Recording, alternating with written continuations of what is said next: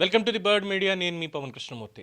మొన్నే అదానికి సంబంధించి అమెరికాలో ఏదైతే ముడుపులు ఇచ్చారో అనేటువంటి కేసు వచ్చిందో దాని మీద న్యూయార్క్ కోర్టులో వాదనలు ఇవన్నీ జరిగాయి. వాళ్ళు నోటీసులు పంపించడానికి ప్రయత్నాలు చేస్తున్నారు. ఈసారి చాలా సీరియస్గా తీసుకుంటున్నారు అనేటువంటి విషయాన్ని వెల్లడించడం జరిగింది. సో దానికి సంబంధించినటువంటి రిపోర్ట్స్ ఏం జరిగింది అనే దాని మీద, గతంలో అదాని మీద నమోదైనటువంటి కేసులు, హిండెన్బర్గ్ రిపోర్ట్స్ ఏవైతే వచ్చాయో వాటికి సంబంధించి దాని మీద మొత్తానికి ఏదో శోధన చేసి ఏం లేదు తప్పు అని చెప్పారు. బట్ అంతకుముందు 1వ స్థానం నుంచి దాదాపుగా 15-20 స్థానాల దాకా ఏ విధంగా అదాని పడిపోయాడు, మళ్ళీ పైకి లేచాడు అనేది కూడా చూడడం జరిగింది. అండ్ ఆఫ్టర్ దట్ ఉన్నటువంటి దాంట్లో జరిగినటువంటి విషయాల్లో సరే ఒక సెట్ ఆఫ్ మీడియా ఏం జరిగింది అనేది, లేదా ఎన్డీటీవీకి ఏం జరిగింది అనేటువంటిది, ప్రణయ్ రాయ్కి ఏం జరిగింది అనేటువంటి దాని మీద అనేక కథనాలు చెప్తూనే వస్తున్నారు. That is a different case. But ఇందులో చూస్తే అదానికి సంబంధించినటువంటి దాదాపు 2,600 కోట్ల ముడుపులు అనేటువంటి చూసినప్పుడు విదేశాల్లో ఉన్నటువంటి వాళ్ళకి ఇచ్చారు అనేది, అలాగే దాని ద్వారా ఇక్కడ లబ్ధి పొందడానికి వాళ్ళ ఇన్వెస్ట్మెంట్లు ఇక్కడ పెట్టడానికి కోసం అని చెప్పి కానుకలు ఇవ్వడం, అలాగే అక్కడ ఉన్నటువంటి వాళ్ళవి ఆస్తుల్ని వాళ్ళకి సంబంధించినటువంటి ఫండింగ్ ఇదంతా ఇక్కడికి చేయడం, దీంట్లో ఎవరు లబ్ధి పొందారు అన్న దాంట్లో ఆంధ్ర రాష్ట్ర మాజీ ముఖ్యమంత్రి జగన్మోహన్ రెడ్డి గారి పేరు కూడా వినిపిస్తోంది. బికాజ్ ఆంధ్రప్రదేశ్తో చేసుకున్నటువంటి ఒప్పందాలు, అదానికి జగన్మోహన్ రెడ్డి గారి ప్రభుత్వానికి మధ్యలో జరిగిన కొన్ని ఒప్పందాలని దీంట్లో చెప్తున్నారు. బ్లూంబర్గ్ కావచ్చు, రాయిటర్స్ కావచ్చు, వాటి నివేదికల ప్రకారం, ఈ మీడియా నివేదికల ప్రకారం ఇచ్చిన దాంట్లో అదాని గ్రీన్ ఎనర్జీ అనేటువంటి దానికి దీంట్లో వస్తున్నటువంటి కంప్లైంట్స్, అలాగే అదానితోటి ఆంధ్రప్రదేశ్ ప్రభుత్వం గ్రీన్ ఎనర్జీ రంగంలో చేసుకున్నటువంటి ఒప్పందాలు, దీంట్లో ఈ భారీగానే నిధుల మళ్లింపు అనేది జరిగింది అనేది వాళ్ళ ఆరోపణ. అలాగే విద్యుత్ కొనుగోలు ఒప్పందాల కోసం నాటి ప్రభుత్వ పెద్దలకి బాగానే నజరానాలు ముట్టాయని చెప్పని ఎఫ్బిఐ సేకరించిన దాంట్లో సాక్ష్యాలు ఉన్నాయి అని చెప్పి వాళ్ళు అంటున్నారు. అమెరికా ఇన్వెస్టర్స్ని మోసం చేశారు, అమెరికన్ ఇన్వెస్టర్స్ని మోసం చేసి ఇక్కడ పెట్టుబడులు పెట్టించారు అనేటువంటిది ప్రధానంగా ఉన్నటువంటి ఆరోపణ.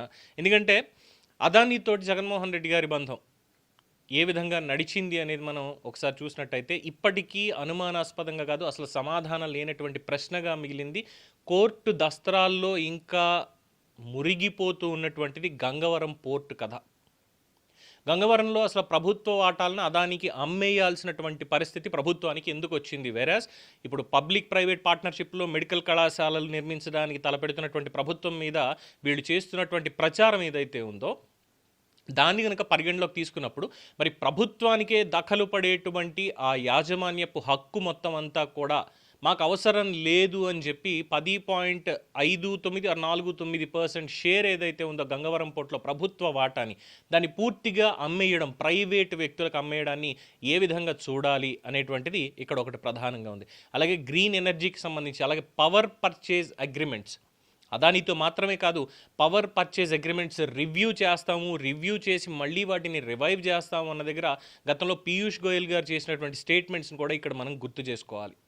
సౌత్లో ఉన్నటువంటి ఒక ముఖ్యమంత్రి ఈ విధంగా చేయడంతో ప్రపంచవ్యాప్తంగా భారతదేశపు పరువు పోయింది అన్నటువంటి వ్యాఖ్యానం చేశారు ఆయన. సో గ్రీన్ ఎనర్జీకి సంబంధించి చేసుకున్నటువంటి ఒప్పందాల్లో ఆంధ్రప్రదేశ్కి సంబంధించినటువంటి ఈ లింకులు ఇవన్నీ ఎఫ్బిఐ దగ్గర ఉన్నాయా? ఎఫ్బిఐ వాళ్ళు రేపొద్దున ఇవన్నీ కూడా బయట పెడితే ఎటువంటి సంచలనాలు నమోదవుతాయి? గతంలో చూసాం రాజశేఖర రెడ్డి గారి హయాంలో న్యూయార్క్లోనే ఆయనకి సంబంధించి ఎఫ్బిఐ వాళ్ళు నమోదు చేసినటువంటి ఎఫ్ఐఆర్లో ఆయనతో పాటు కేవీపీ రామచంద్రరావు గారి పేరు కూడా దీంట్లో ఉంది. దాదాపు ముడుపులు స్వీకరించారు, ముడుపులు ఇచ్చారు అన్నటువంటిది కూడా గతంలో వచ్చినటువంటిది. ఇది కాకుండా రసాల్ ఖైమా ఆయన హయాంలోని చేసుకున్నటువంటి ఒప్పందానికి తూట్లు, ఆ తర్వాత రసాల్ ఖైమా వాళ్ళు ఇప్పటిదాకా వేస్తున్నటువంటి సూట్లు ఇవన్నీ చూస్తున్నాం. భారతదేశంతో దౌత్యపరంగా మాట్లాడుతున్నారు, కేసు ఖచ్చితంగా వేస్తాం, లండన్ ఆర్బిట్రేషన్కి వెళ్తామని చెప్పి కూడా అంటున్నారు. అది కూడా క్విడ్ ప్రోకోలో భాగంగా అక్రమాస్తుల కేసులోకి వస్తుంది అది. సో దానికి దీనికి లింక్ లేకపోయినప్పటికీ కూడా, అంటే విదేశాల్లో కేసులు అనేటువంటి చూస్తే అటు రాజశేఖర రెడ్డి హయాం నుంచి కూడా ఇక్కడ జగన్మోహన్ రెడ్డి దాకా ఇప్పుడు మధ్యలో అదాని వచ్చి చేరారు. సో ఏదైనా సరే ఇందులో మనకేంటి లాభం అనేటువంటిదే తప్ప ఆంధ్రప్రదేశ్కి ఏంటి లాభం అనేటువంటిది, రాష్ట్ర ప్రజలకి ఏంటి లాభం అనేటువంటిది మాత్రం పాలకులు పట్టించుకోలేదు అనేటువంటిది. సో వివాదాస్పద ఒప్పందాలు ఏవైతే ఆ రోజు కుదుర్చుకున్నారో గ్రీన్ పవర్కి సంబంధించినటువంటి దాంట్లోనూ, గంగవరం పోర్టుకి సంబంధించినటువంటి దాంట్లోనూ, అలాగే సౌర విద్యుత్ కొనుగోలు ఒప్పందాలు అత్యంత వేగంగాను పారదర్శకత, ట్రాన్స్పరెన్సీ అనేటువంటిది లేకుండా జరిగాయి అనేటువంటి ఆరోపణలు ఇవన్నీ కూడా ముందు నుంచి ఉన్నటువంటివి. సో వీటికి సంబంధించి అమెరికాలో ఏదైతే లంచాలు తీసుకున్నారో దర్యాప్తులో లంచం తీసుకున్న వ్యక్తుల పేర్లు కనుక వాళ్ళు అధికారికంగా బయటకి తీసుకురాగలిగితే, వాళ్ళు బయట పెట్టేస్తే దీనికి సంబంధించి అప్పుడు అసలైనటువంటి గేమ్ మొదలవుతుంది. సో దీంట్లో జగన్మోహన్ రెడ్డి గారి ప్రభుత్వ పాత్ర ఎంత, ఆయన ప్రభుత్వ పాత్ర ఎంత, అందులో ఆయన నిర్ణయాలు, ఎందుకంటే ముఖ్యమంత్రి తీసుకునేటువంటి నిర్ణయాలు కాబట్టి క్యాబినెట్లో ఆయన నిర్ణయాల పాత్ర ఎంత, దానికి అనుగుణంగా ఏమేం జరిగాయి అనేటువంటి వివరాలు బయటకు వస్తే, విదేశాల్లో ఆల్రెడీ ఇక్కడ ఎలాగో పోగొట్టుకున్నటువంటి పరువు ఇవన్నీ చూస్తూనే ఉన్నాం. అయినప్పటికీ మేకపోతు గాంభీర్యంతో వెనకాల ఉన్నటువంటి మందం చూసుకొని రప్ప రాజకీయం అనేటువంటి ఆ పద్ధతిలో ముందుకు వెళ్తున్నారు. బట్ రేపన్న రోజు ఇదంతా బయటకు వస్తే అటు రాజకీయంగాను ఇటు వ్యాపారపరంగా కూడా చాలా గడ్డు కాలం అనేటువంటిది మాత్రం చాలా స్పష్టం. ఆస్తుల జప్తుల దాకా కూడా వెళ్ళేటువంటి అవకాశం ఉంటుంది. కేంద్ర ప్రభుత్వానికి కూడా కాస్త ఇరకాటంలో పడేటువంటి అవకాశాలే చాలా ఎక్కువగా కనిపిస్తున్నాయి. సో ఏదైనా చేయండి రాజకీయాల్లో తప్ప ఈ మొత్తం అంతా కూడా ప్రజలని మభ్యపెట్టి అధికారాన్ని తెచ్చుకోవాలి, అధికారంలో ఉండి మా ఇష్టం వచ్చింది చేసుకోవాలనేటువంటిది ఉంటే ఏదో ఒక రోజు పాపం పండుతుంది. అది ఎవరిదైనా కావచ్చు. అధికారం ఉందని మిడిసిపడి ఇష్టం వచ్చినట్టు చేసేటువంటి వాళ్ళది ఎవరిదైనా సరే పాపం అనేది ఖచ్చితంగా పండుతుంది. రేపన్న రోజు శిక్షలు తప్పవు. సో జగన్మోహన్ రెడ్డి రాజకీయ జీవితానికి అతిపెద్ద సంక్షోభం ఇప్పుడు న్యూయార్క్లో మొదలవబోతోంది అనేదే ఈ రాయిటర్స్ కావచ్చు, బ్లూంబర్గ్ కావచ్చు మీడియా కథనాలు ఇస్తున్నటువంటి ఒక సందేశం.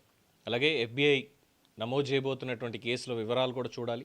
మరి అదానీ లంచాల కేసు మళ్ళీ ఎప్పుడు యాక్టివ్గా ఉంటుంది, ఇంకా ముందు న్యూయార్క్ కోర్టు దానికి సంబంధించి ఏం చెప్తుంది అనేది కూడా నోటీసెస్లో ముందు వాళ్ళకి సర్వ్ చేస్తే ఏ బేసిస్ మీద చేస్తారు, తద్వారా ఏపీలోనే కాదు భారతదేశ వ్యాప్తంగా అదాని ఎవరెవరితో ఒప్పందాలు చేసుకున్నారు, దానికి దీనికి ఉన్నటువంటి లింక్స్ ఇవన్నీ కూడా బయటికి తీస్తే మాత్రం రాజకీయంగా పెను దుమారం అయితే తప్పదు. ఇది ఉన్నటువంటి అప్డేట్స్. దీని మీద మీ అభిప్రాయాన్ని కామెంట్స్ రూపంలో తెలియజేయండి. చూస్తూనే ఉండండి ది బర్డ్ మీడియా.